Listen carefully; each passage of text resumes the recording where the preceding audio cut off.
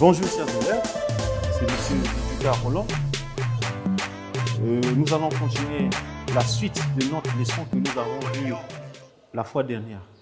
Le titre de la leçon était intitulé « La transmission d'une force et d'une puissance dans une poulie ».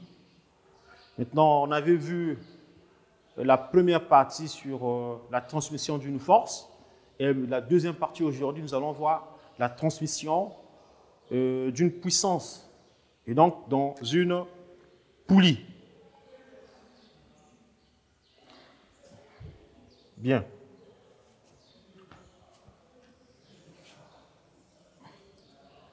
Mais je tiens à vous rappeler que l'objectif de cette leçon est de distinguer les effets mécaniques dans la poulie fixe ou simple et distinguer les effets mécaniques dans la poulie mobile ou renversée. Ce que je vous avais dit la première fois. Quelle est la formule applicable lorsque nous sommes dans le cas d'une poulie fixe ou simple? Et quelle est la formule applicable dans le cas de la poulie mobile ou renversée? Et justement, ce sont ces effets-là que vous devez savoir. Mais ce jour, j'avais terminé. Je vous avais donné donc des exercices à faire à la maison, que nous allons corriger aujourd'hui. Et notre titre de la leçon était la transmission. La transmission, je rappelle le titre de la leçon, la transmission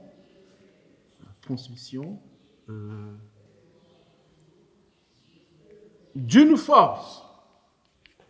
Transmission d'une force et d'une puissance. Et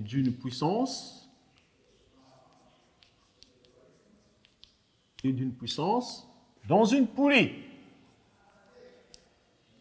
Dans une poulie.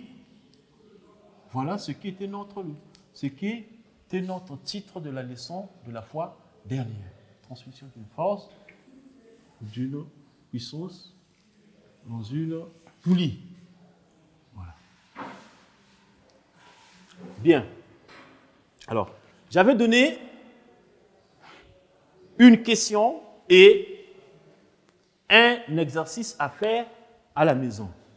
La première question faisait état. C'était une question à choix multiple.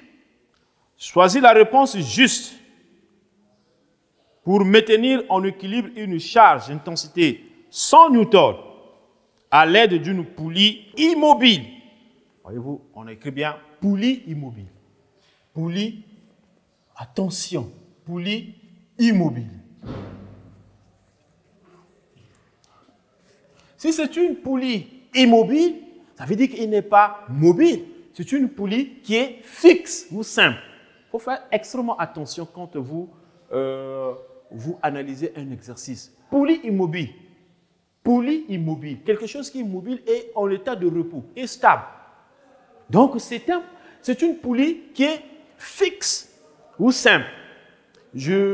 Dans la condition d'équilibre, dans le cas d'une poulie fixe ou simple, je vous avais dit que la force d'entrée est égale à la force de sortie, est égale au poids. Et avec P, c'est égal à M fois G, la masse fois l'intensité de la pesanteur. Alors, choisis la réponse juste pour maintenir en équilibre une charge d'intensité 100 newtons. Le poids de la charge, c'est égal à 100 newtons. Soit à l'aide d'une poulie immobile. Un ouvrier exerce sur la corde une force d'intensité égale à 50 newtons, 100 newtons, 150 newtons, 200 newtons. Mais non, ici, la réponse qui est claire ici, connaissons bien les prescriptions de la condition d'équilibre, la force d'entrée est égale à la force de sortie. C'est très facile, c'est même visible à l'œil nu. Cela veut dire que la force d'entrée doit être égale à la force de sortie. Alors donc ici, réponse aux questions. Donc, première question. Donc c'était grand 1, question. Réponse. Ici, la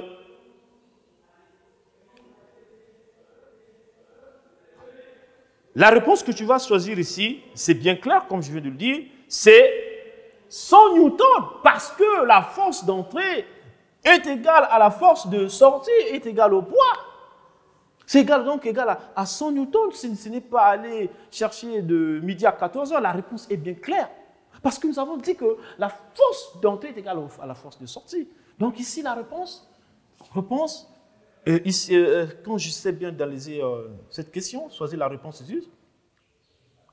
Je choisis la réponse juste.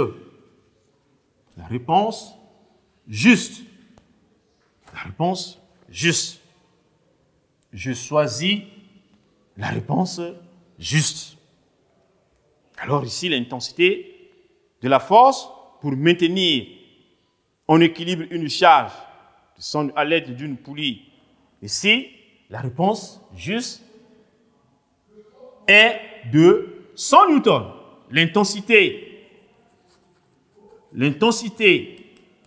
de la force. L'intensité de la force. L'intensité de la force.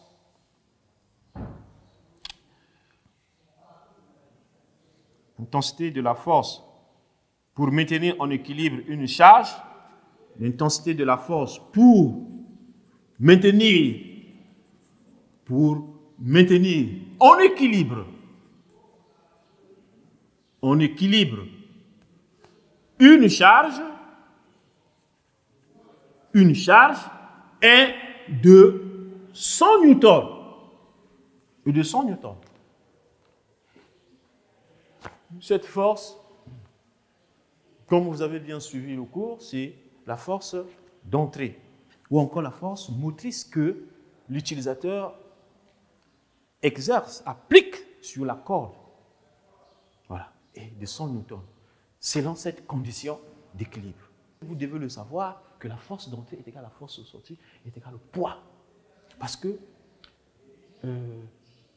pour que vous puissiez exercer, pour que vous puissiez maintenir un corps en équilibre, si cette force, si le poids de la charge est de 100 newtons, eh bien vous devez exercer aussi 100 newtons comme force pour que ces corps-là soient maintenus en équilibre.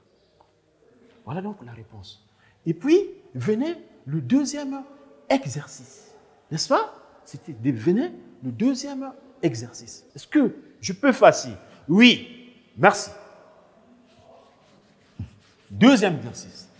J'avais dit dans mes exercices précédents que de cet exercice. Et j'avais donné un seul exercice. Deux exercices. Exercice. J'avais donné un seul exercice à faire à la maison. Cet exercice faisait état de quoi? Eh bien, calcule, petit a, la valeur de la force motrice. Calcule la valeur de la force motrice. Donc ici, je crée données. Là, demande, ce qu'on vous demande de faire, de calculer, demande, calcule la valeur de la force motrice, entre parenthèses, vos forces d'entrée, vous le savez très bien, à délever pour maintenir en équilibre une charge de masse 40 kg. La masse de la charge, 40 kg. 40 kg. À l'aide d'une poulie fixe. Attention, poulie fixe. Poulie fixe. Poulie fixe. Voilà la condition d'équilibre. La force d'entrée est égale à la force d'entrée est égale au poids. Poulie fixe. Excusez-moi. Poulie fixe. La force d'entrée est égale à la force de sortie qui est égale au poids. Or, le poids est égal, vous le savez, c'est la masse fois l'intensité de pesanteur G. On nous demande de calculer, je peux en faire diviser ça ici, demande,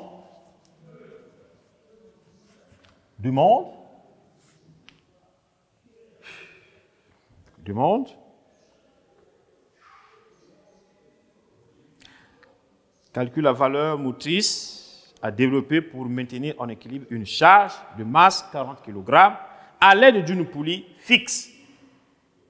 Donc, si on demande la valeur de la force motrice. Or, la force motrice n'est autre que la force d'entrée. Voilà donc la force d'entrée.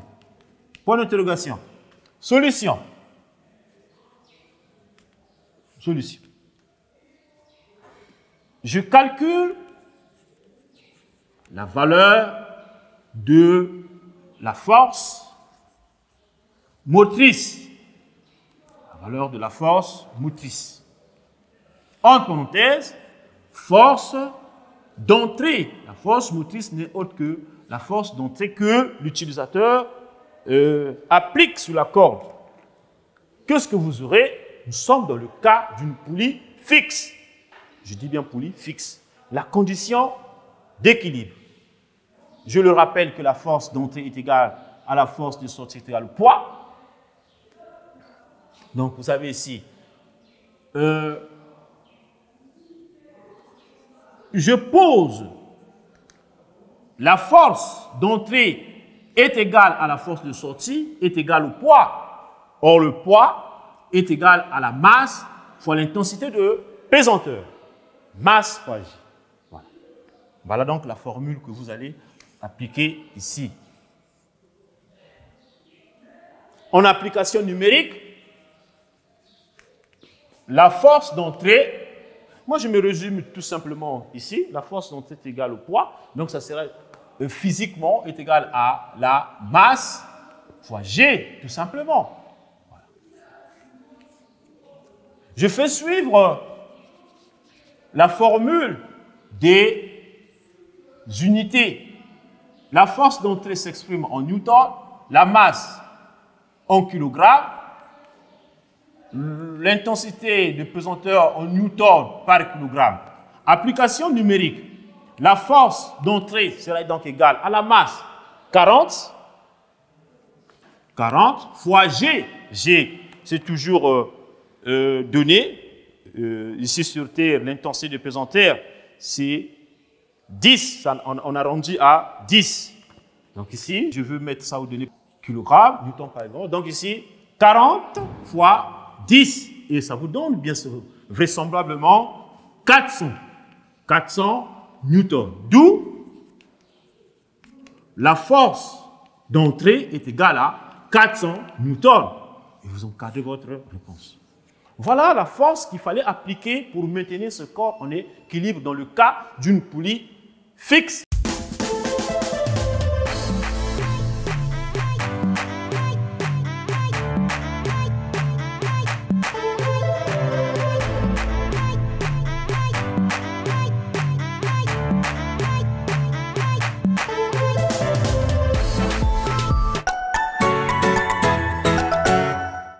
Maintenant, dans le cas petit b, la valeur de la force appliquée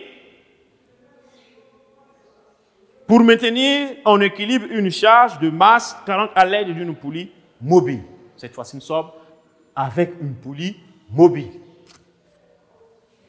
Or, je rappelle que la condition d'équilibre dans le cas de la poulie mobile ou renversée, vous avez la force d'entrée divise le poids de la charge par 2. Poids par 2. Autrement dit, la masse fois G sur 2, tout simplement. Donc, on doit appliquer cette force. Vous devez savoir que la poulie mobile divise le poids de la charge par 2.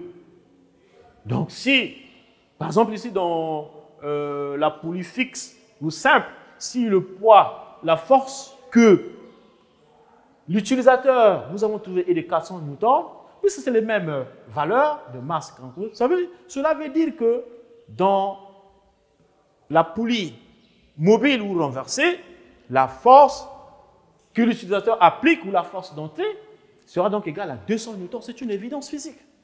Vous avez quoi alors? Je calcule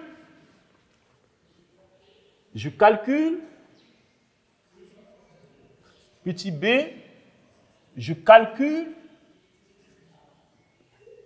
la valeur de la force motrice, la valeur de la force motrice,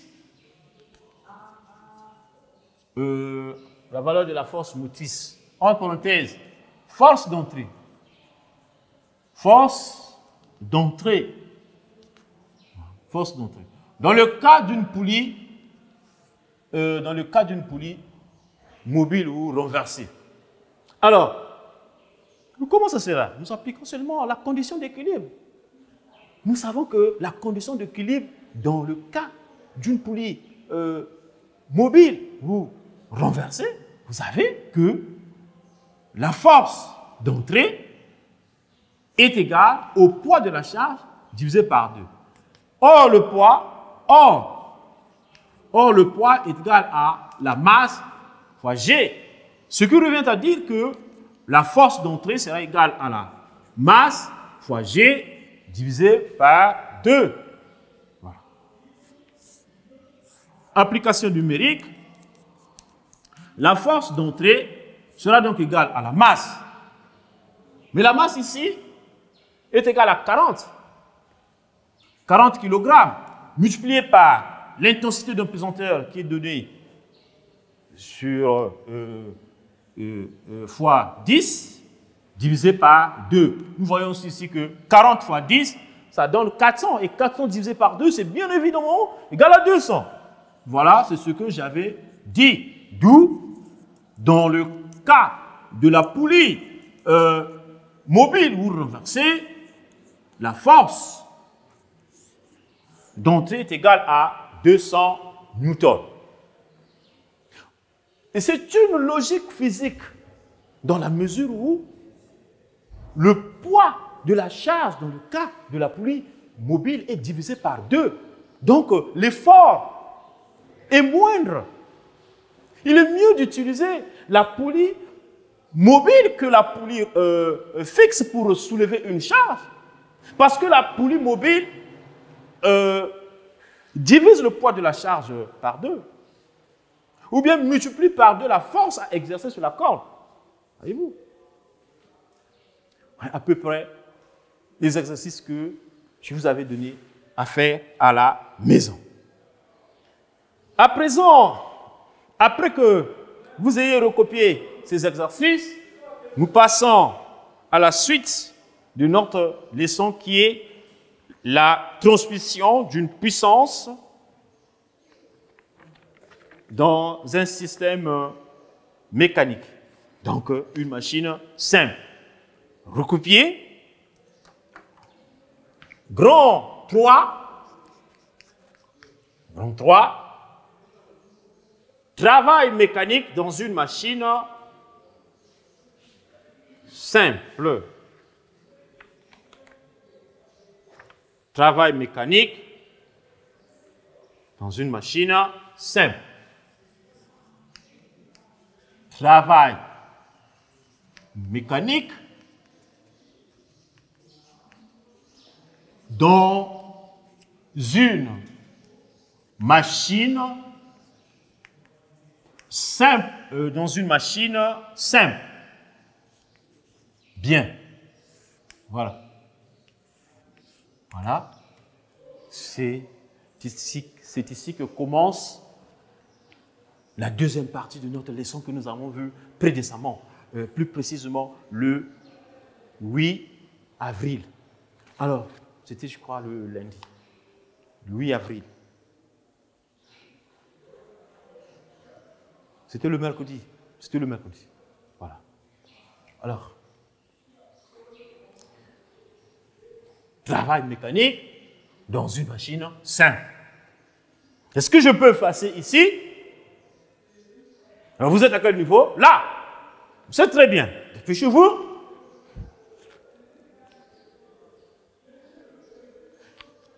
Grand 1, travail d'entrée. Travail d'entrée. Grand 1, travail d'entrée. Est-ce que je peux effacer? Merci. Travail d'entrée. Travail d'entrée. Vous le savez que ici, nous sommes dans un système mécanique. Je répète que dans le système mécanique, la force a plusieurs effets. Le déplacement, donc le mouvement, la puissance et le travail. Le travail, la puissance et le mouvement n'est autre que les effets d'une force. Les effets d'une force. Alors, comment cela s'explique? Alors, si vous avez une poulie, voilà la poulie. Voilà la poulie. Vous avez le crochet, vous avez votre chape, le crochet, vous avez le crochet, chape, la roue, l'axe de rotation et la gorge par laquelle passe la corde. Alors, voilà l'utilisateur. Ce côté relié à l'utilisateur est appelé entrée. Entrée. Voilà, vous avez l'utilisateur, ça c'est le sol. Là. De façon un peu rapide.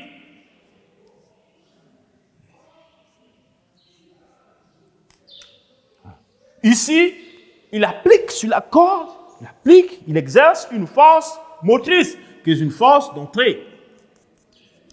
La force d'entrée qu'il applique sur la corde. Et voilà le déplacement de la corde, qu'on appelle la longueur d'entrée. Et voilà le poids de la charge, de façon un peu rapide. Le poids de la charge. Du côté, ça c'est le poids de la charge. Et le côté qui est relié à la charge, à lever, à soulever, est appelé sortie. Sortie. Et ça, vous avez le poids de la charge. Et comme je vous l'avais expliqué, là, vous avez la force de sortie. La force de sortie. Et ça, c'est la hauteur, qui est égale à LS, c'est-à-dire la longueur de sortie. Mais quand cet ouvrier ou bien l'utilisateur exerce une force sur ce point-là, mais la conséquence, c'est laquelle? Eh bien, c'est pour lever cette charge. La conséquence, l'effet de cette force, c'est soulever la charge. La charge va s'élever parce que l'utilisateur applique une certaine force sur la corde. Mais quand la charge se lève, cela veut dire qu'il crée un travail. La force de sortie crée un travail de sortie. Mais quand vous appliquez une force ici, vous exercez une force motrice, la force d'entrée. Cela veut dire que la force d'entrée crée également un travail d'entrée. Parce que la force d'entrée se déplace, donc elle travaille. Et si elle travaille, cela revient à dire, eh bien, le travail d'entrée sera égal à la force de sortie fois la longueur par la longueur d'entrée. C'est une certitude physique. Voilà le schéma à peu près de façon peu rapide. Entrée, le côté relié à l'utilisateur, la sortie, le côté relié à la charge à lever. La force de sortie, c'est égal au poids. La force de sortie, c'est égal au poids. Pourquoi? Parce que les deux forces étant sur une même droite d'action, mais l'une est opposée à l'autre, les intensités deviennent égales. La force de sortie est égale au poids. Et le poids, vous le savez très bien avec mon professeur qui vous avait enseigné précédemment, je vous avais dit que le poids de la charge est égal à M fois G. Voilà, à peu près. Donc, le travail, le mouvement et la puissance n'est autre que les effets. À mon avis, ce ne sont que des effets des forces. Ce sont des effets des forces. Mais sauf qu'ici, vous devez le distinguer. Quel est l'effet de force dans la poulie fixe? Quel est l'effet de force dans la poulie mobile? C'est ça l'objectif de notre leçon. Alors, vous écrivez. Est-ce que je peux effacer ici? Oui. Merci. Vous écrivez. Le travail d'entrée. Le travail d'entrée. Le travail d'entrée. Le travail d'entrée. Le travail d'entrée est le produit. Est le produit. Est le produit. Est le produit de la force à exercer, de la force à exercer, de la force à exercer, entre parenthèses, force motrice, force motrice, force motrice, par la longueur de corde à tirer, par la longueur de la corde à tirer, la longueur de la corde à tirer. Point. Son expression littérale, quand on parle de l'expression littérale, n'est autre que la formule. Son expression littérale, son expression littérale est deux points, le travail d'entrée est égal à la force d'entrée multipliée par la longueur d'entrée. La longueur d'entrée. Voilà. La longueur d'entrée. Ça, c'est la formule que vous devez retenir. Et vous le savez très bien que le travail s'exprime en joules. La longueur, la force d'entrée en newton. Donc le travail là s'exprime en joules. La force en newton et la longueur en mètres. Voilà la formule que vous devez retenir. Mais il se peut que, lors des exercices, on peut vous poser une question. Vous posez une question, à quoi est égale, à partir de cette expression littérale, la force d'entrée, connaissant le travail d'entrée et la longueur d'entrée. Voilà. La force d'entrée sera donc égale à travail d'entrée sur T. On peut également vous demander la longueur d'entrée. La longueur d'entrée sera donc égale au travail d'entrée sur la force d'entrée. Voyez-vous, c'est des formules qu'on peut, ce sont des grandeurs physiques qu'on peut vous demander à calculer, connaissant le travail et la longueur d'entrée.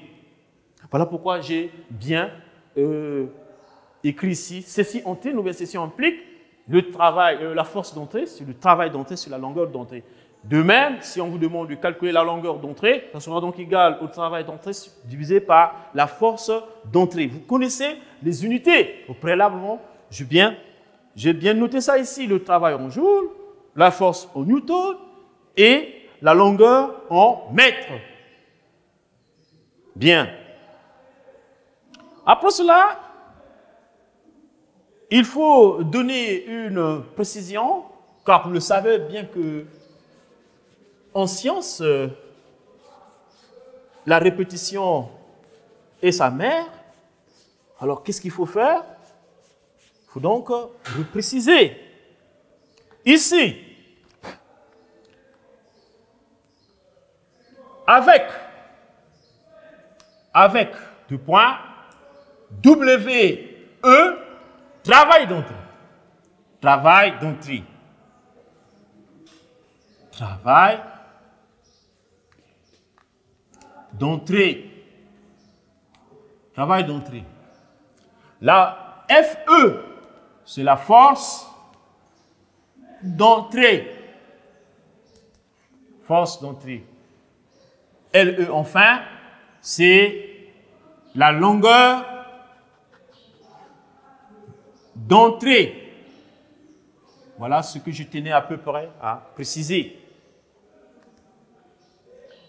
2. Le travail de sortie. 2. Travail de sortie. Travail de sortie. Vous y êtes? Recopiez, je vous en prie. Soyez un peu rapide. Son expression littérale est travail d'entrée égale à la force d'entrée fois la longueur d'entrée. Si on traîne, la force d'entrée est égale au travail d'entrée sur la longueur d'entrée. Et la longueur d'entrée égale au travail d'entrée sur la force d'entrée. Avec le travail d'entrée, le FE, le travail d'entrée, et plutôt FE, la force d'entrée, et LE, la longueur d'entrée. Merci. Je peux effacer. OK, merci. Suivez très bien. Suivez attentivement. Parce que le cours de physique nécessite une attention particulière. Vous devez bien suivre. Nous avons ici maintenant la force. C'est le travail de sortie. Bien. Vous savez que lorsque l'ouvrier applique ou exerce une force sur la corde, la conséquence de cette force, c'est soulever la charge. Et la force d'entrée crée le travail d'entrée. De même, la corde exerce une force sur la charge qu'on appelle la force de sortie. Et la force de sortie également crée le travail de sortie. C'est là où nous y sommes. Vous écrivez le travail de sortie. Le travail de sortie. Le travail de sortie est le produit. Est le produit. Quand on parle du produit, on fait allusion à la multiplication et le produit de la force résistante,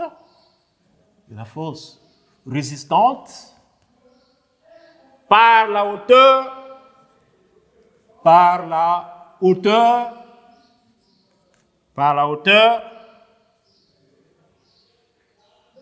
à laquelle on veut soulever la charge, par la hauteur à laquelle on veut soulever la charge. On veut soulever la charge. Point. La hauteur à laquelle on veut soulever la charge. Point. Alors, le travail, son expression,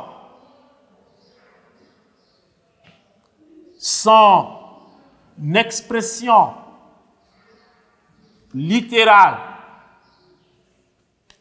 est, deux points, le travail de sortie égale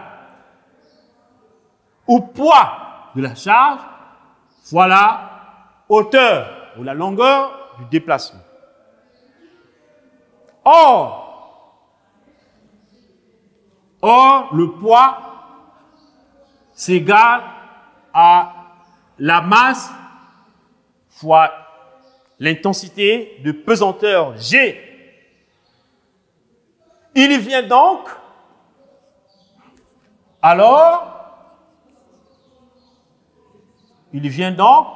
le travail de sortie, le poids, nous avons remplacé par mg, m fois g fois h, tout simplement. Voilà. Il faut mettre les unités en joule, en kilogrammes, en newton par kilogramme, et la hauteur, vous l'avez en mètres. Voilà l'expression du travail de sortie. La masse fois G, qui est l'intensité de pesanteur, fois la hauteur. Le travail, que ce soit de sortie ou d'entrée, c'est en joule. La masse en kilogrammes.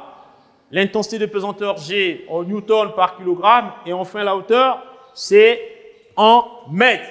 C'est une longueur. Alors, avec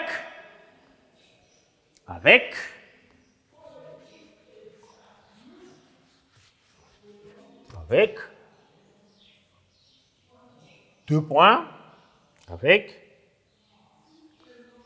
WS, travail d'entrée, avec, virgule, si vous voulez, WS, travail de sortie. Travail de sortie. P, le poids de la charge. Poids de la charge à soulever. Poids de la charge. Et vous avez par la suite H, la hauteur parcourue par la charge. Hauteur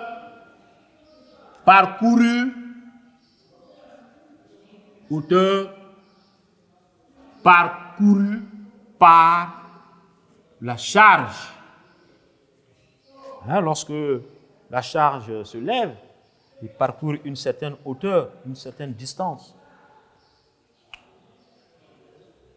M, masse de la charge. Masse de la charge. Masse de la charge. Et enfin, G, qui est l'intensité de pesanteur, intensité de pesanteur. Pesanteur. Intensité de pesanteur. G. L'intensité de pesanteur, hein, ça varie selon les lieux. Ça varie selon les lieux, vous le savez bien. Hein. Nous n'avons pas la même intensité de pesanteur ici sur Terre et à la Lune. Ici sur Terre, l'intensité de pesanteur est différente à l'intensité de pesanteur à la Lune. Voilà pourquoi c'est ça qui fait varier le poids d'un corps. Le poids d'un corps diffère selon les lieux. Mais sinon, la masse reste comme telle. Mais ici sur Terre, généralement, on arrondit G à 10 newtons par kilogramme. Grand 4, puissance mécanique dans une machine simple. Puissance mécanique dans une machine simple. Ici, notre machine simple, ici, nous avons considéré c'est la poulie. Sinon, il y en a tant d'autres. Le treux, le palan, le plat incliné, beaucoup de machines simples. Même la brouette, c'est une machine simple. La bicyclette, c'est une machine simple. La bicyclette n'a pas de moteur. La brouette non plus. Mais ça nous permet d'exécuter la tâche le plus facilement possible. Ce sont des machines simples. Alors, puissance mécanique dans une machine simple. Comme je vous l'avais dit, que la puissance, la puissance, en quelque sorte, n'est autre que l'énergie qui s'effectue à un temps donné. La puissance. Si vous prenez deux personnes A et B, deux personnes, par exemple A et B, qui exercent le même travail à un temps donné. Deux personnes, A et B, qui exercent un travail à un temps donné. Alors, c'est le même travail que les deux personnes exercent, A et B.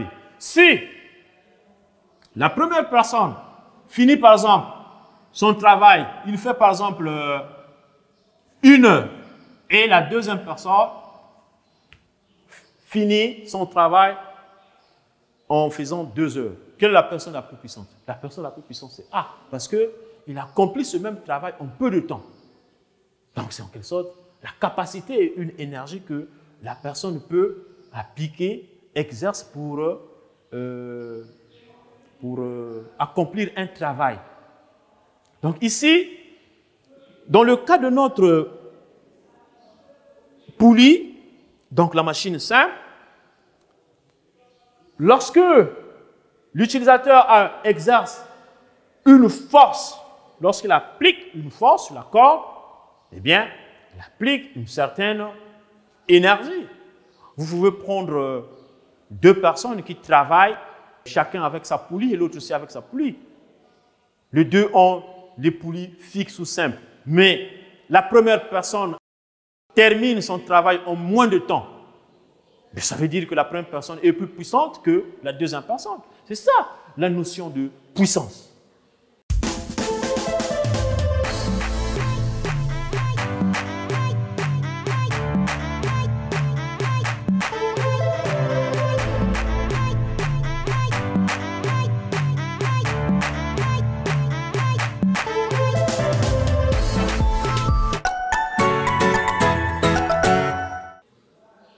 Donc ici, vous écrivez 1, puissance d'entrée. 1, puissance d'entrée. Puissance d'entrée. Puissance d'entrée. Je peux le faire ici. Ok, merci beaucoup. Puissance d'entrée.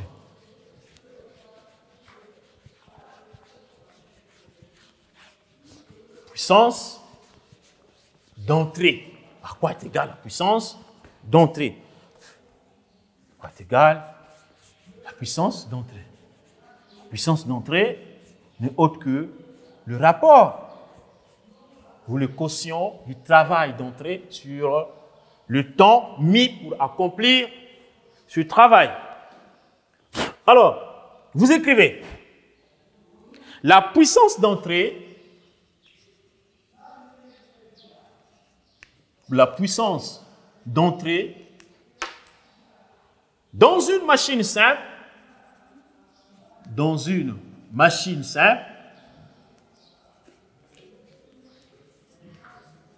puissance d'entrée est le quotient du travail d'entrée, est le quotient, celui qui parle du quotient fait allusion à la division, et le quotient du travail et le quotient du travail d'entrée par le temps mis pour l'effectuer. Par le temps mis pour l'effectuer. Pour l'effectuer. Point. La puissance, donc son expression littérale, sera donc égale la puissance d'entrée est égale au travail d'entrée sur le temps. Voilà la formule ou l'expression littérale. La puissance s'exprime en watts, le travail en joules et le temps en secondes. Voilà. Et vous encadrez votre formule. Voilà l'expression de la puissance d'entrée dans le travail du temps. Mais à partir de cette expression, on peut aussi vous demander de déterminer le travail, connaissant la puissance d'entrée et le temps. De même, on peut aussi vous demander de calculer ou de déterminer le temps, connaissant le travail et la puissance d'entrée. Ainsi donc, la puissance, le travail d'entrée est égal à la puissance d'entrée multipliée par le temps. Et le temps sera donc égal au travail d'entrée divisé par la puissance d'entrée. Vous devez le connaître. Parce qu'en physique, parfois, on vous donne deux grandeurs et vous déterminez une parmi tant d'autres. Parfois, on applique ce genre d'expression. En fait, ceci n'est autre que la conséquence de ceci. Mais ce que vous devez retenir fondamentalement, c'est le travail de la puissance d'entrée. Le travail de la puissance, le travail d'entrée sur le temps. Ceci n'est autre que la conséquence de ceci. C'est tout. Alors, après cela, avec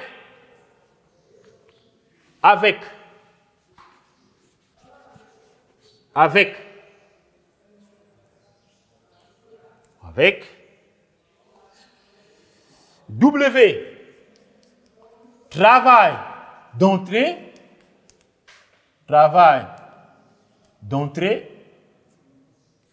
puissance d'entrée,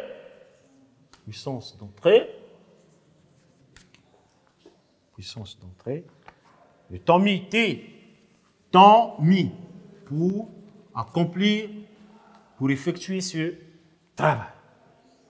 Voilà ce que vous devez retenir. Excusez-moi, si je peux faire ceci. Ah, il y a un petit débordement de la ligne. Voilà. N'est-ce pas? C'est ça. Et en 2, je pense bien, passons à la puissance de sortie. 2. Puissance de sortie. Puissance de sortie. Puissance de sortie. Puissance de sortie.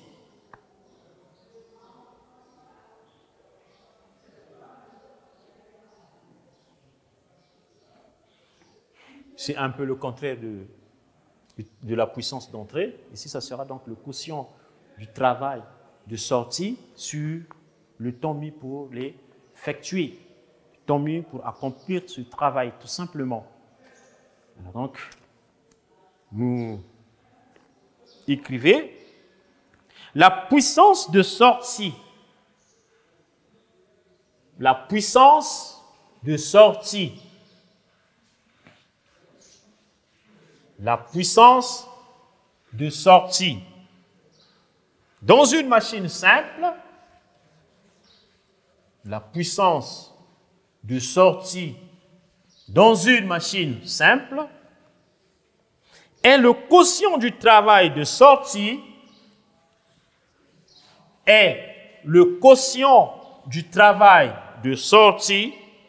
par le temps mis pour l'effectuer. Je répète, la puissance de sortie dans une machine simple est le quotient du travail de sortie par le temps mis pour pour l'effectuer. Point.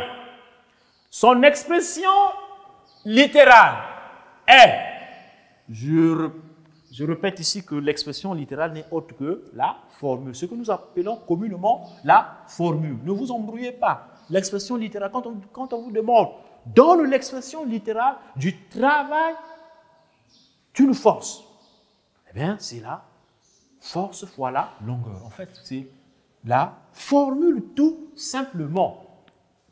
Parce que souvent on constate en classe, lorsque on demande l'expression littérale aux élèves, les enfants s'embrouillent, ils ne savent pas qu'est-ce qu'on nous demande. En fait, c'est la formule tout simplement. La formule, l'expression littérale n'est autre que la formule. Vous devez le savoir. Son expression littérale est le travail, et plutôt la puissance de sortie est égale au travail de sortie sur le temps. Voilà. Comme je vous l'avais dit, la puissance s'exprime en watts, le travail en joules et le temps en secondes. Voilà la formule que vous devez retenir. Mais la conséquence de cette formule, si on peut trouver deux grandeurs, les deux grandeurs là, que ça va donner, le travail de sortie est égal à la puissance de sortie fois le temps. Puissance de sortie multipliée par le temps. Et le temps sera égal au travail de sortie divisé par la puissance de sortie. Voilà. Les unités restent comme telles. C'est-à-dire, le travail de sortie, c'est en watts, et plutôt en joules. La puissance de sortie, c'est en watts, et le temps, c'est en secondes. Avec, comme vous le savez bien, avec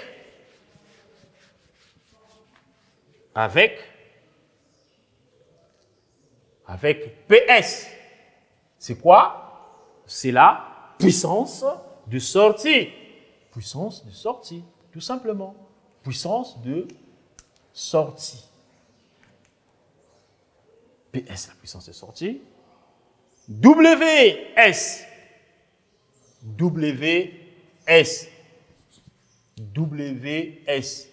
c'est le travail de sortie. Travail de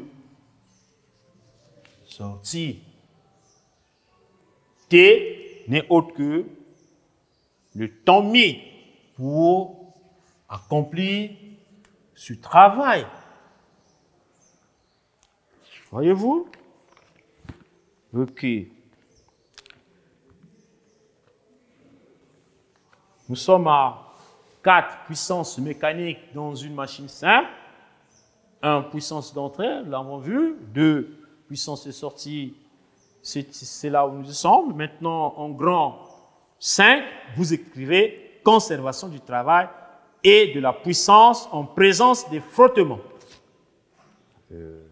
Pour permettre une lisibilité, je vais donc effacer ici.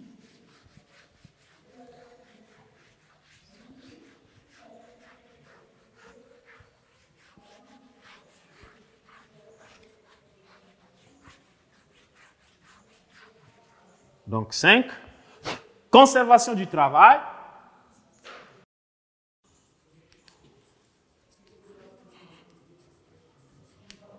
Conservation du travail et de la puissance en présence du frottement et de la puissance en présence des frottements. Présence de frottement.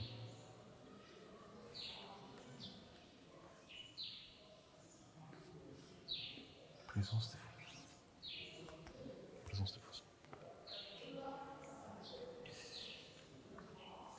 Est-ce que je peux effacer?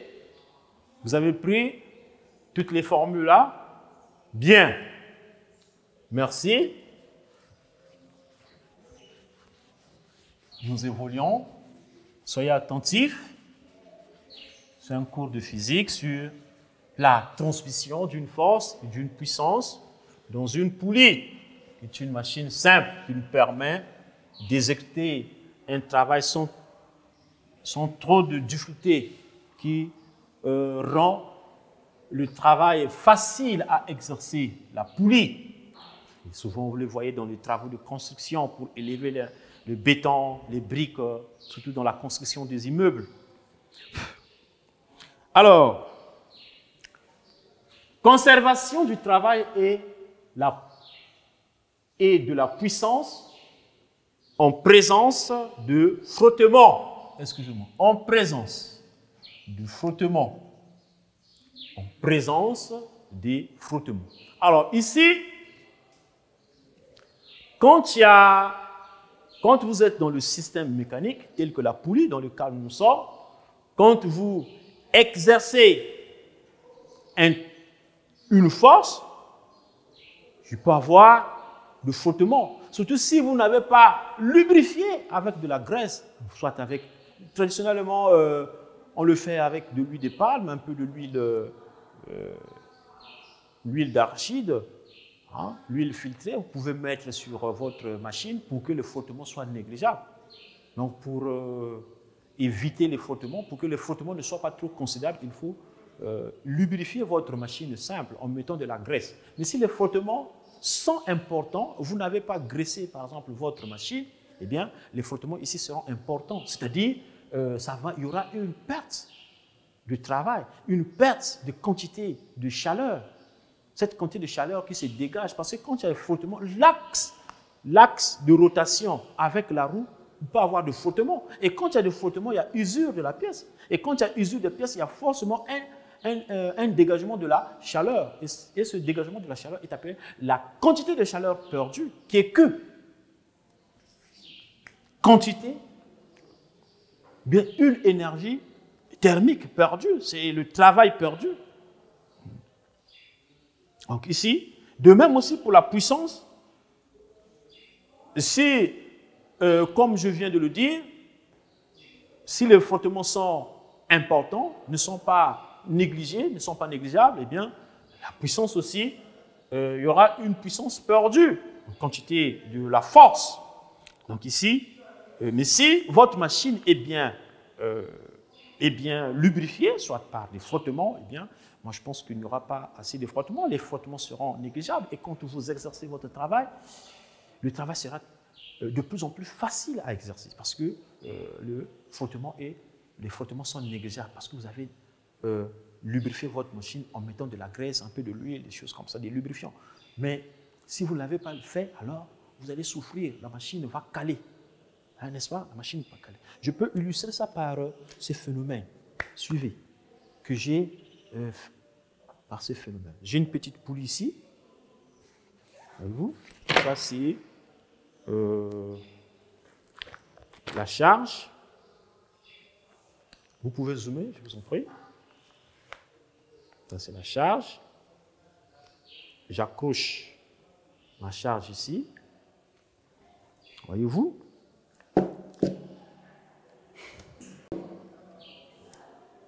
Pour moi, ceci, c'est une poulie. Cette petite poulie, voyez-vous? Quand j'exerce la force ici, vous voyez que ici, la force que j'exerce a pour conséquence le soulèvement de cette charge. Mais si la machine n'était pas bien lubrifiée, si cette poulie n'était pas bien lubrifiée, vous auriez dû voir que la poulie calerait entre la roue et l'axe de rotation. Et quand ça cale comme ça, eh bien, forcément, il y a un dégagement de chaleur. Et ces dégagements de chaleur dus au frottement, et c'est la perte d'énergie. Et ça se calcule aussi. Au travail d'entrée, moins le travail de sortie. Voyez-vous? La machine, ici, ça tourne bien. Ça tourne bien parce que les frottements ici sont négligés. Mais si la machine n'était pas bien lubrifiée, alors ici, les frottements seront négligeables et il y aurait perte de travail, perte d'énergie due au frottement. Merci. Tendons vers la fin de notre leçon. Vous écrivez expression de conservation. 1. Expression de conservation. Expression de conservation. Expression de conservation. Vous y êtes? Dans un système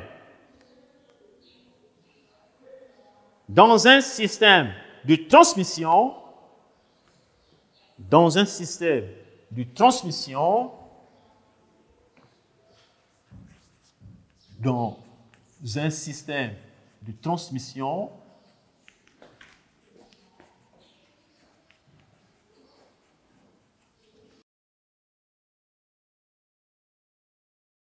les frottements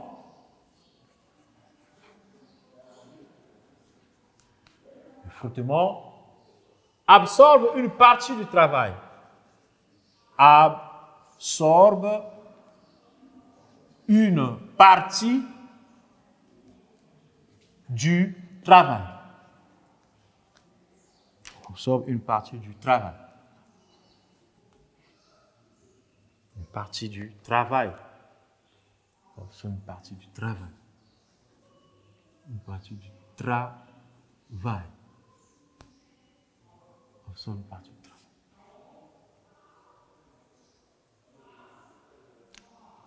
D'entrée, partie du travail, d'entrée. Partie du travail, d'entrée.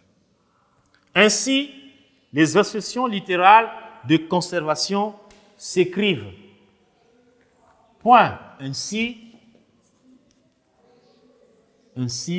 les expressions littérales,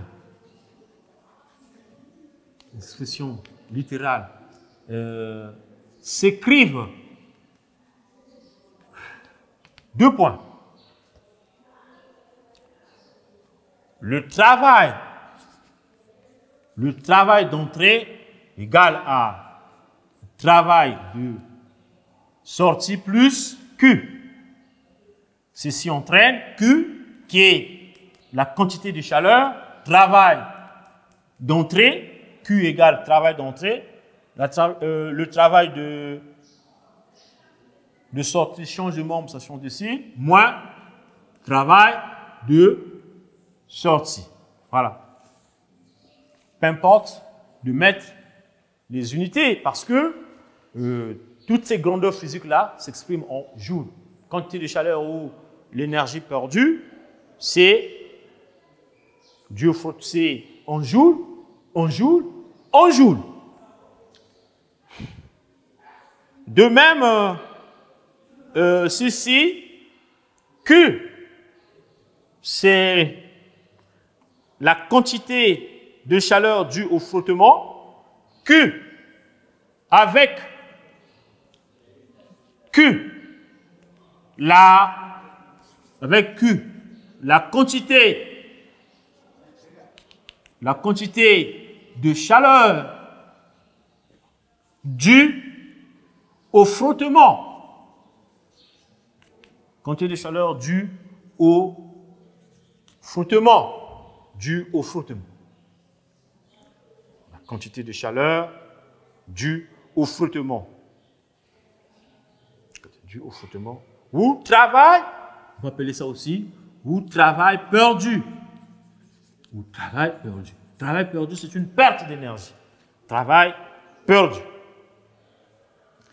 Alors, puis, pour la puissance, puisqu'on venait de dire là-bas que l'expression de conservation du travail et de la puissance en présence de frottement, expression de conservation.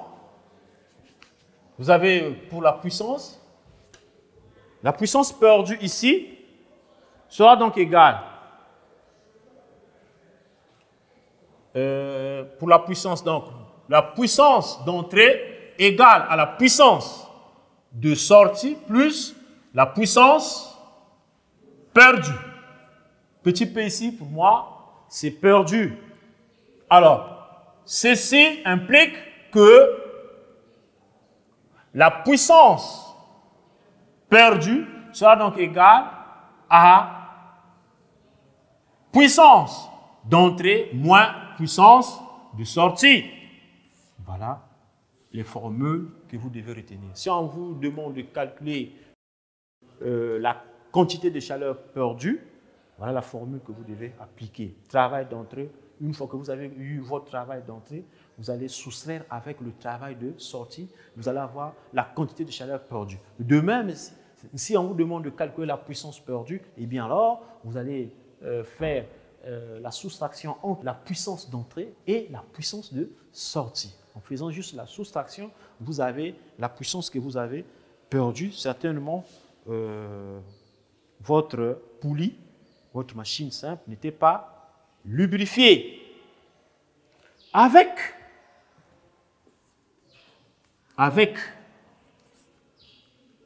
PE, puissance perdue. Puissance perdue. Et ceci, c'est en watts. Toutes ces grandeurs ici, c'est en watts. C'est une puissance, sauf seulement les précisions. Puissance perdue, puissance d'entrée, puissance de sortie. Puissance perdue. Voilà comment ça se calcule. Ce que vous devez beaucoup plus retenir, c'est ça. Les deux formulations.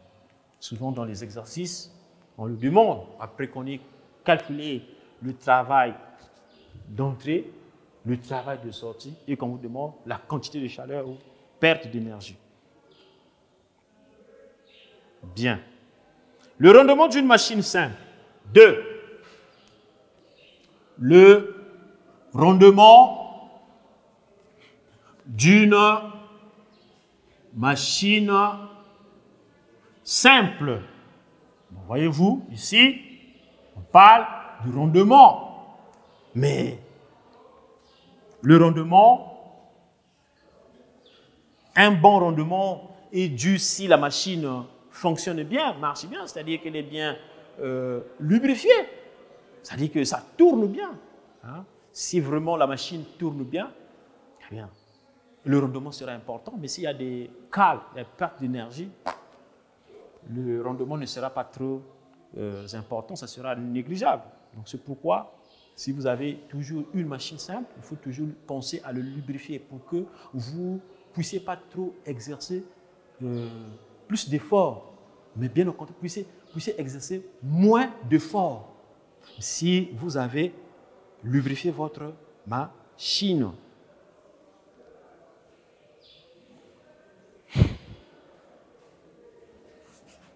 Recopier, voilà.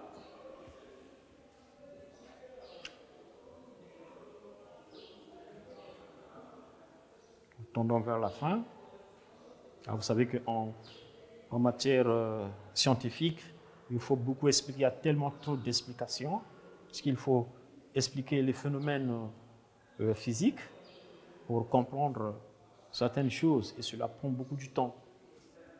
Mais prêtez votre attention, suivez attentivement, parce que c'est un cours de sciences et physique. Alors, nous passons cette fois-ci sur le rendement d'une machine simple. Est-ce que je peux faire ici? Ok, merci beaucoup.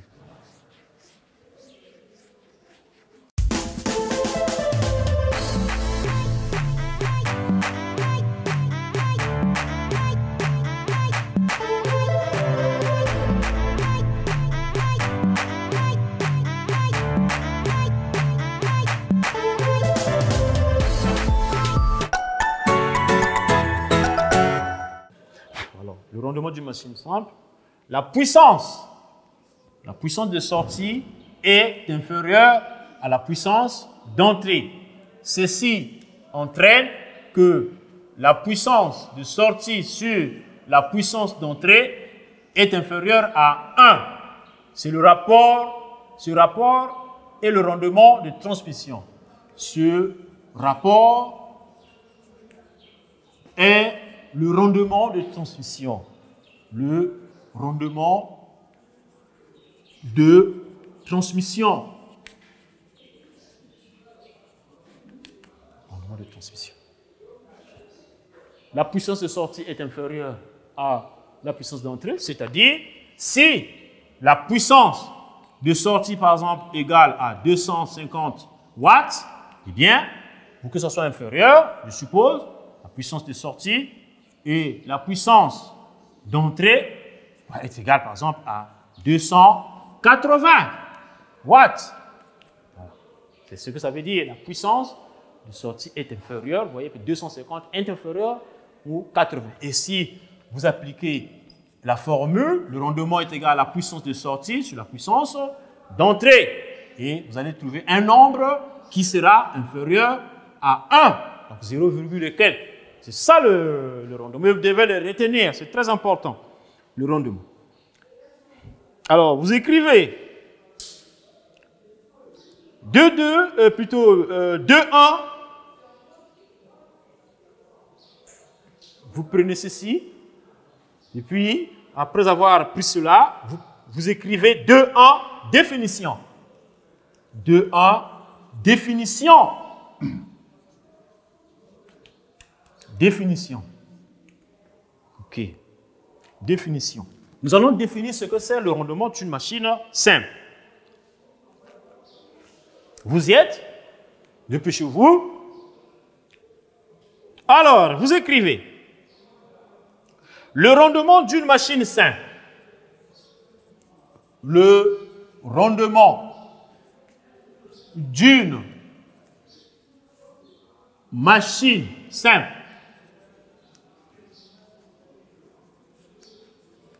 Le rendement d'une machine simple. Et le quotient de sa puissance de sortie est le quotient de sa puissance de sortie par sa puissance d'entrée.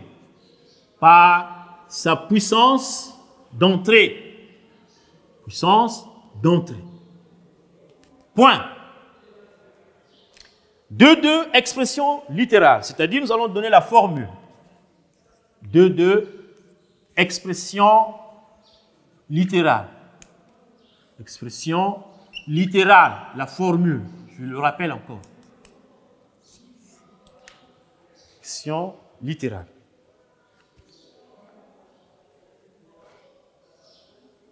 Je peux faire ceci.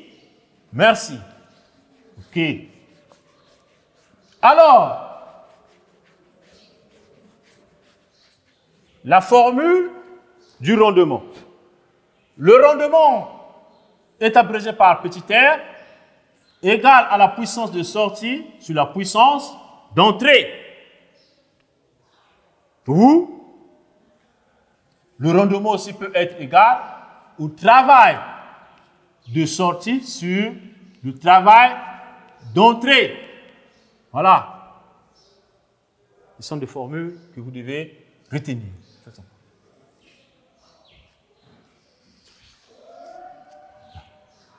Il y a deux manières de calculer le rendement. Si vous connaissez la puissance de sortie et la puissance d'entrée, vous pouvez calculer le rendement.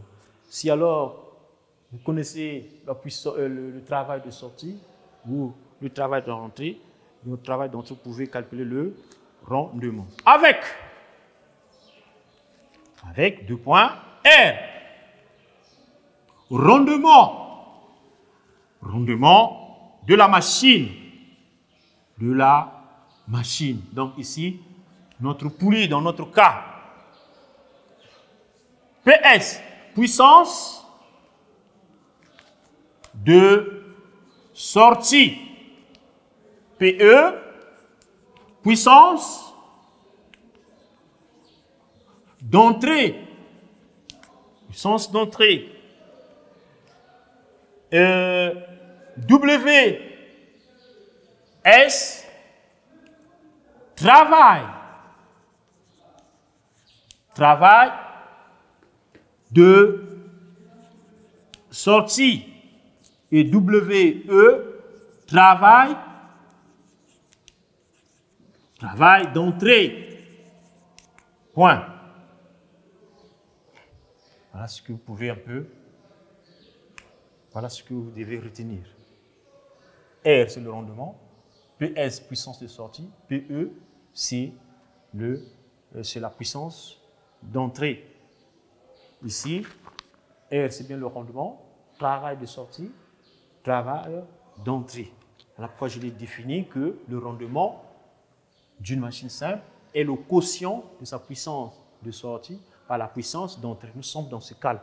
Mais le rendement aussi peut être égal au travail de sortie par le travail d'entrée. Nous allons le noter aussi. Alors, vous écrivez, n'oublie pas,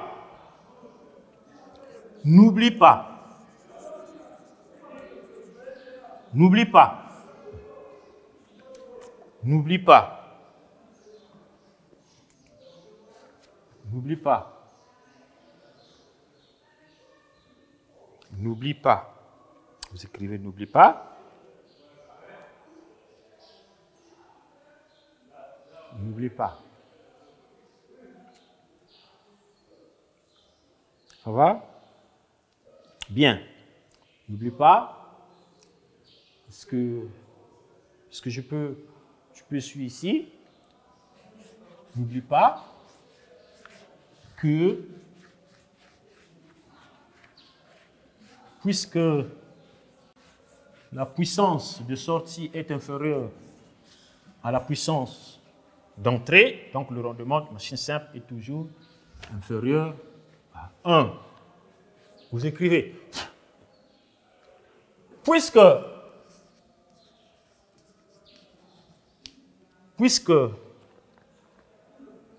PS dit la puissance de sortie est inférieure à la puissance d'entrée, ou le travail de sortie inférieur au travail d'entrée, donc le rendement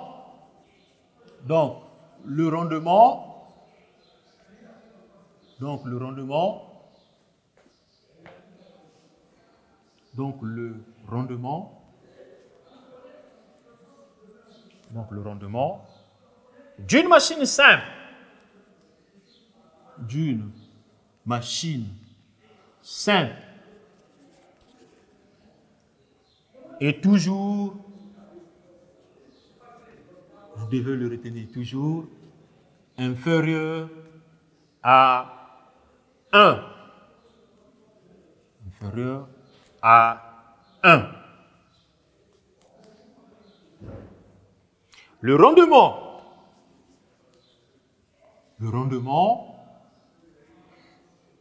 et aussi le rapport entre le travail fourni et aussi le rapport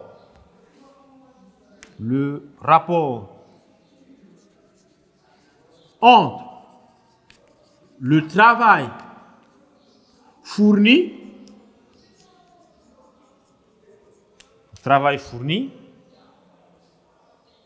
par la machine et le travail consommé par cette machine. Par la machine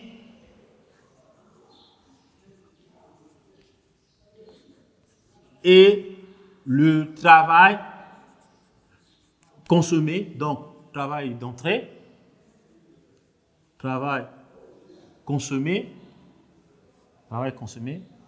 par cette machine.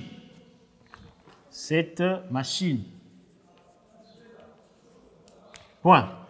C'est la deuxième formule que j'avais donnée là, c'est-à-dire le rendement est égal au travail de sortie, au travail d'entrée. Ici, la phrase continue en disant par cette machine multipliée par 100.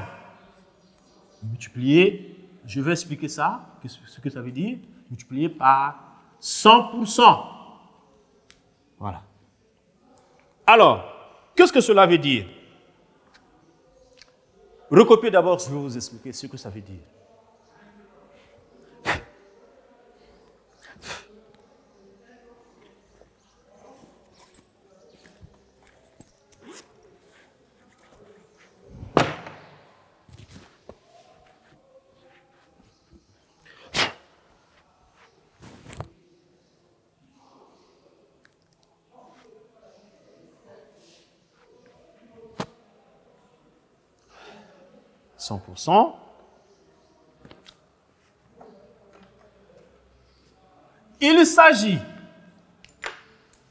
Il s'agit de rapport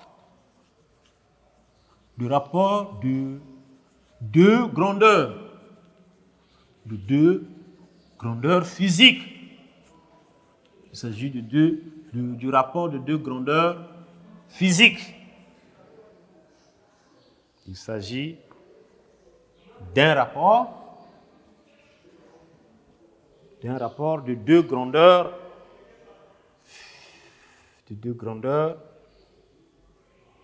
physiques identiques. Deux grandeurs physiques identiques. Il n'a donc pas d'unité. Le rondement n'a pas d'unité. Il n'a donc pas d'unité. Point. Le rendement est toujours inférieur à 1. Toujours. Si vous calculez le rendement et que vous trouvez supérieur à 1, là, il faut bien voir votre démarche. Vous avez dû fausser quelque part. Le rendement est toujours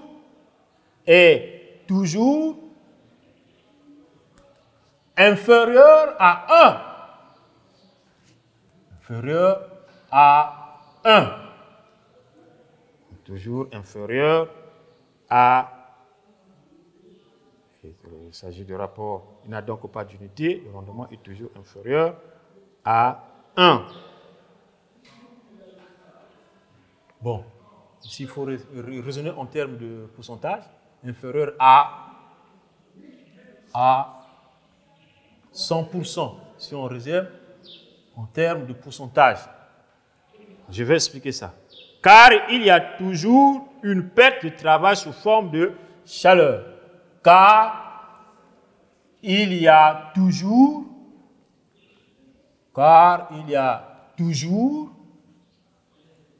perte de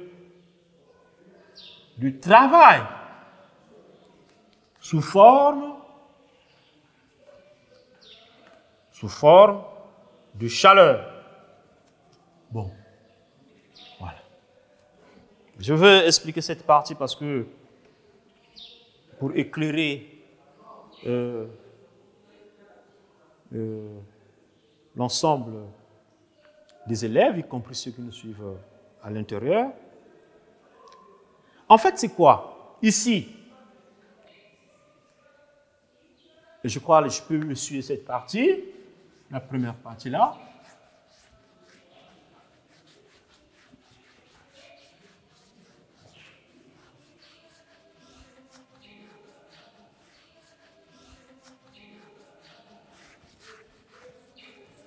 Le rendement, on a dit, le rendement peut être calculé en puissance de sortie par la puissance d'entrée ou le rendement travail de sortie sur travail d'entrée.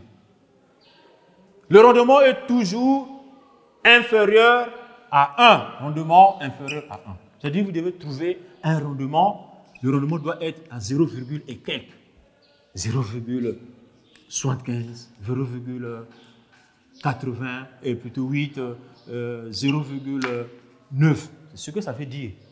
0,75, 0,8, 0,9, ce sont des nombres qui sont bien inférieurs à 1. C'est ça. Mais attention, souvent quand on donne le rendement en pourcentage, les élèves sont brûlés. Pourtant, on les a dit que le rendement n'a pas d'unité. Lors d'un exercice, on peut vous donner le rendement en pourcentage. Mais qu'est-ce qu'il faut faire? On vous donne rendement en pourcentage. Je prends par exemple 80%. Le rendement de cette machine est égal à 80%. Ne vous embrouillez pas. Il suffit tout simplement, pour débarrasser le pourcentage là, il suffit simplement de diviser par 100%. Divisez tout simplement par 100%. Donc ici, si vous divisez ça par 100%, c'est-à-dire 80% sur 100%, voyez-vous, pour diviser un nombre par 100, on recule de 2 chiffres la virgule vers la gauche. Donc vous avez ici 1, 2, 0,8. 0 après la virgule n'a pas de sens. Donc ici, le rendement serait égal à 0,8. C'est ça qui n'a pas d'unité. Mais on peut vous donner ça en pourcentage. Ne vous embrouillez pas. Si on vous donne le rendement d'une machine simple égal à 80%, mais vous n'allez pas appliquer 80% là dans l'application numérique, dans l'expression littérale. Sauf si vous êtes prudent en divisant ça par 100%. Mais de grâce, il est mieux, bien avant, si on vous donne le pourcentage, le rendement en pourcentage, eh bien, divisez le rendement par 100% pour que vous puissiez vous débarrasser de ce pourcentage et vous serez à l'aise avec 0,8, comme il est dit précédemment, que le rendement n'a pas d'unité. Ce que je voulais vous dire. Voilà. 6. Importance des machines simples. Voilà, c'est ici que prend fin notre cours. La deuxième partie de notre cours. On ne va pas trop écrire. C'est juste une phrase qui termine. 5. Le rendement d'une machine. 5. Importance des machines simples. Là, vous avez, je crois, 6. Importance des machines simples. Importance de machines simples.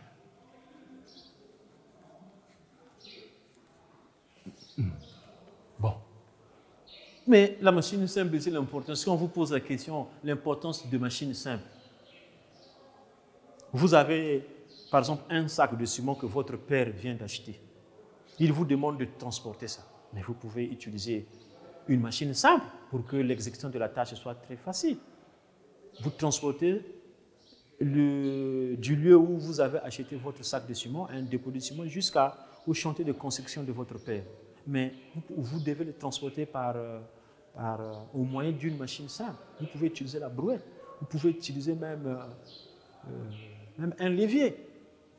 Vous poussez. Chaque fois que vous exercez la force, comment on appelle ça, le sac de ciment se déplace d'une petite distance. Le levier aussi peut déplacer un sac de ciment. Sinon, de préférence, ça serait mieux d'utiliser la brouette.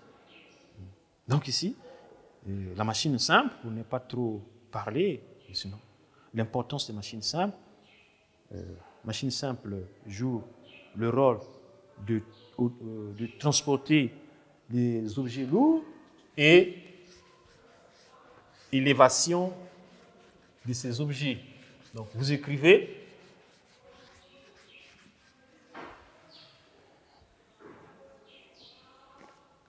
la machine simple. La machine simple. Non. Simple. Joue le rôle.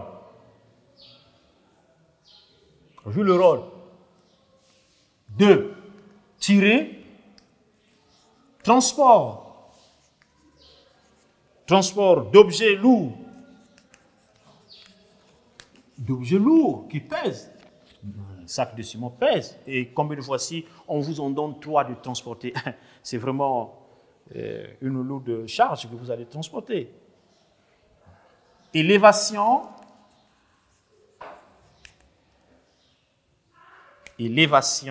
d'objets. Voilà, par exemple, dans les chantiers de construction, on voit les ouvriers dans plusieurs chantiers de construction. On peut peut-être même au port. Si vous avez eu cette opportunité d'aller à Pointe-Noire, vous allez voir au port, il y a des grumes qui sont là, et des grumiers, des machines qui soulèvent avec des charges énormes, des conteneurs avec des machines simples, des poulies. Mais là, c'est mécanisé. Donc, voilà donc l'importance des machines simples. Voilà. Maintenant, pour terminer cette leçon, en bon terme, je vais pouvoir vous donner un exercice que nous allons faire ici, ensemble. C'est juste 2 exercices, 2 petits exercices de rien du tout. Et l'autre, vous irez faire à la maison. Dépêchez-vous.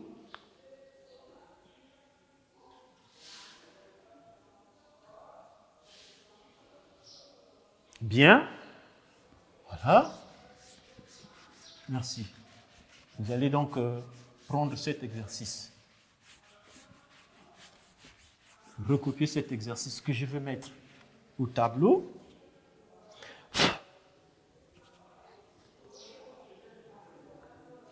Voilà. Exercice. Exercice 1. Une machine simple. Ce sont des petits exercices de rien du tout. Une machine simple de rendement. Voyez-vous, ici, le rendement est donné en pourcentage. Le rendement, 90%, développe à la sortie une puissance, développe à la sortie une puissance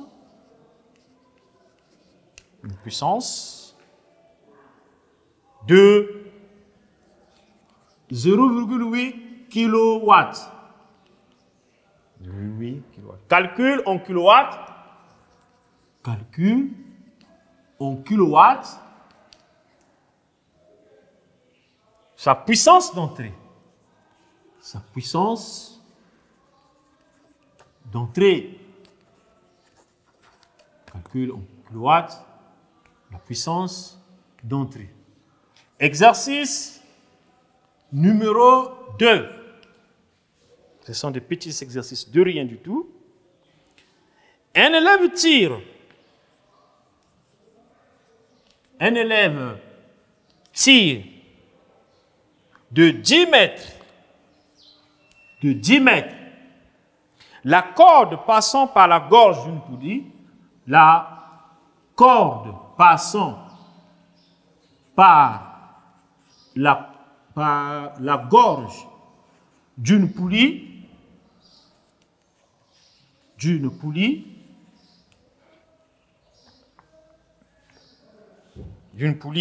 mobile. Point. Alors, on vous demande à quelle hauteur sera soulevée la charge à monter.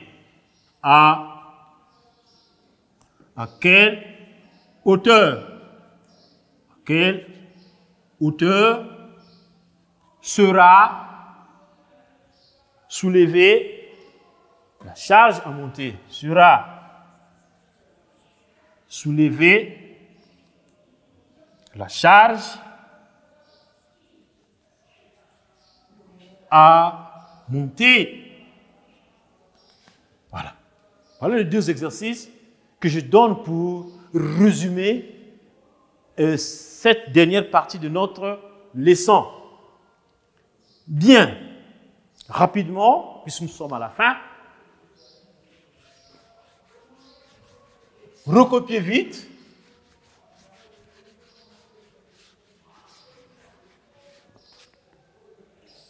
Alors, exercice 1, on vous dit quoi?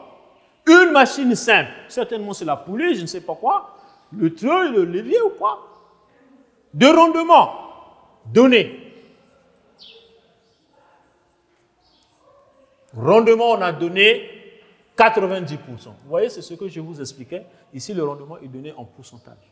Ne vous souffrez pas, ne vous embrouillez pas. Tout simplement, divisez ça par 100 et vous allez trouver. Et donné en pourcentage, ne vous paniquez pas, ne vous embrouillez pas.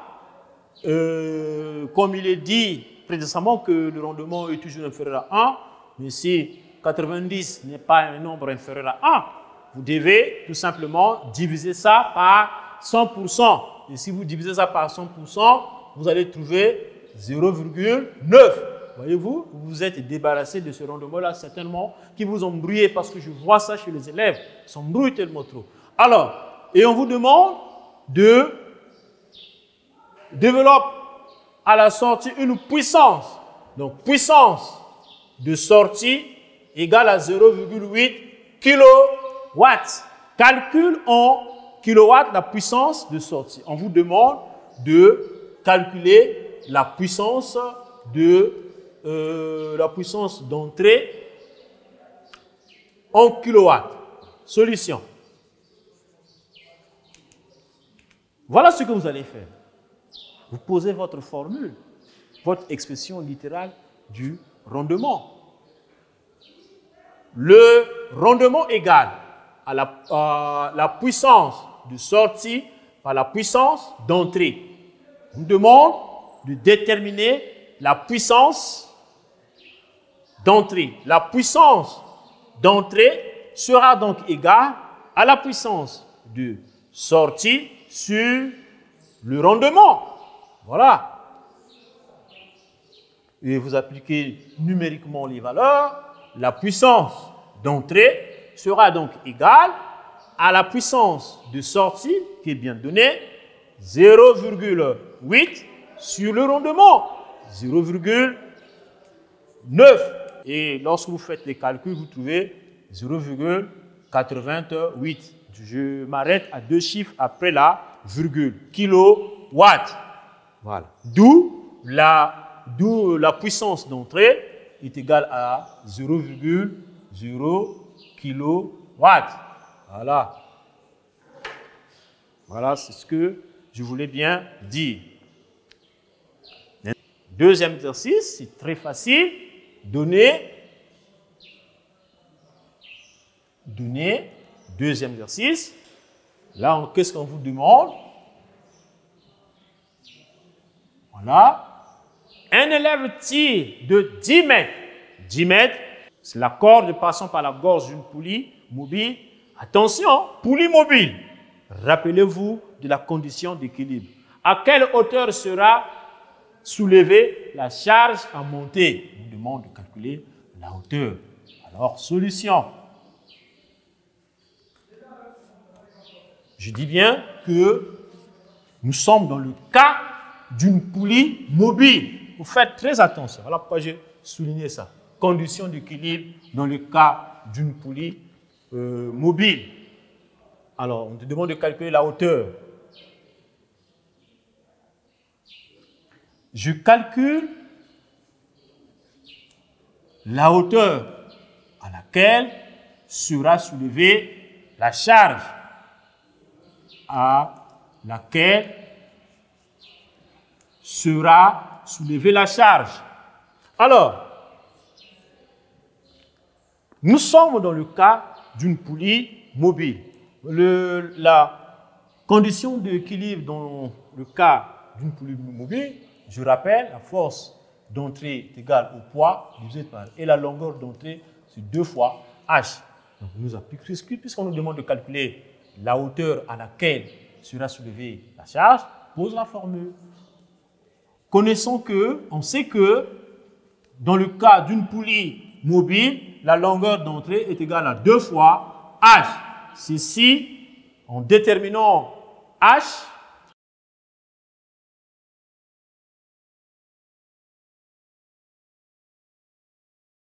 un élève tire de 10 mètres la corde passant dans la gorge d'une poulie mobile. Donc, s'il tire à l'aide d'une corde, eh bien, la longueur d'entrée est égale à 10 mètres. À quelle hauteur sera soulevée la charge à monter? La hauteur sera soulevée la charge. Solution. Je calcule la hauteur à laquelle sera soulevée la charge. On sait que la longueur d'entrée dans le cas d'une poulie mobile est égale à 2 fois H. H égale à la longueur d'entrée divisé par 2. Voilà. À partir d'ici, on peut appliquer numériquement les valeurs. Application numérique. H sera égal à la longueur d'entrée 10 mètres divisé par 2. Vous voyez bien que c'est égal à 10 divisé par 2 égale à 5. D'où H égale à 5 mètres. Voilà, chers élèves, C'est à cet exercice que je termine ma leçon sur la transmission d'une force et d'une puissance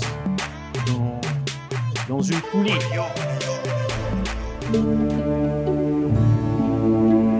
Chers parents, chers élèves du préscolaire, primaire, collège et lycée, chers apprenants des centres d'alphabétisation et de rescolarisation, ce message vous concerne.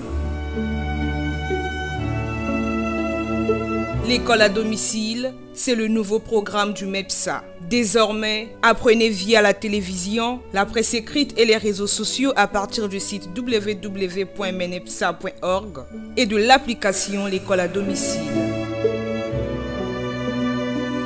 Vous avez également la possibilité de suivre les cours à partir de la page YouTube MEPSA Congo, l'application Télénanga MTN Congo.